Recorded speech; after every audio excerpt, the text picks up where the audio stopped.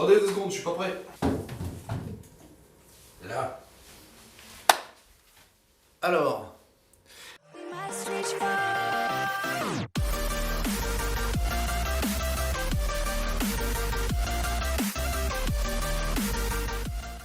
Tout le monde a déjà connu des repas de famille. Enfin, presque tout le monde. Et on retrouve souvent les mêmes situations, les mêmes personnages. Bon, déjà, quand je dis repas, qu'on soit bien d'accord, t'attends pas à manger à une heure normale. Ah non!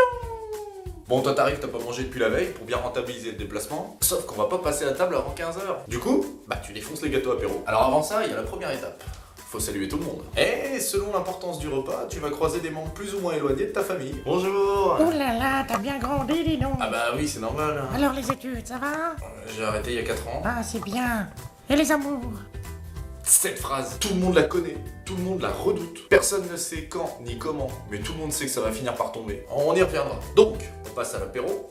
Et là, tu vas devoir tester une première fois ton mental. Si tu fais pas gaffe, bah, tu risques de rouler sous la table avant d'avoir vu la couleur du plat principal. T'as le pépé méthodique là, alors tu sais pas trop comment il fait. Il arrive à faire en sorte que personne n'ait le temps de boire plus de 3 gorgées avant d'être servi. Bon, en général, cette étape, ça se passe bien. Tout le monde est content de se revoir. Toi, t'as défoncé 3 bols de Monster Munch. C'est plutôt cool. Donc, quand le Ricard est rangé, on passe à table. Alors, en général, ça se passe plutôt bien.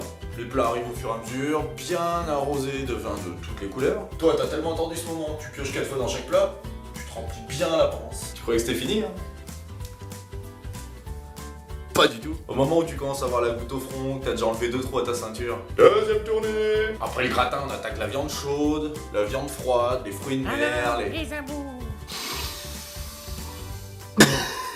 Et c'est à partir de la fin de cette étape que le repas va vraiment commencer à devenir marrant. Bon, déjà, tout le monde a changé de couleur. Entre ceux qui ont bien biberonné pendant 3 heures et ceux qui commencent à avoir les escargots qui leur remontent le long de l'estomac, il y a un peu de tout. Mais justement, les mecs qui commencent à être bourrés, ils parlent entre eux. Et tu le connais, hein, le sujet préféré des Soulons à table. La politique, putain. Pourquoi il n'y a pas meilleur moyen pour finir en engueulade? Alors entre pépé raciste, tonton anard et mémé fermez-la et manger, tu peux être sûr que ça va finir au clash. Mais tout le monde, il va tête baissée à chaque fois. Oh attendez, on a oublié le trou normand. Alors ça c'est génial.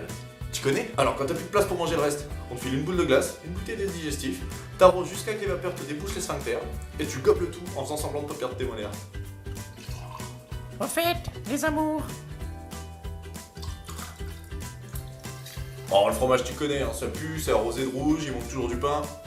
On passe. Alors après tout ça, le dessert, ça se passe plutôt bien. En général, les tensions sont retombées, hein, sûrement à cause de la digestion qui commence. Donc tout le monde se remet un peu à parler de tout. Ouais, je voulais agrandir le garage, mais y a le permis qui va pas. Je t'ai montré les photos de nos vacances en Bretagne. Eh gros, t'as regardé le match? Et sinon, les amours? J'ai pas de copine, ok? Je préfère sortir en boîte avec mes potes, me bourrer la gueule et des grosses.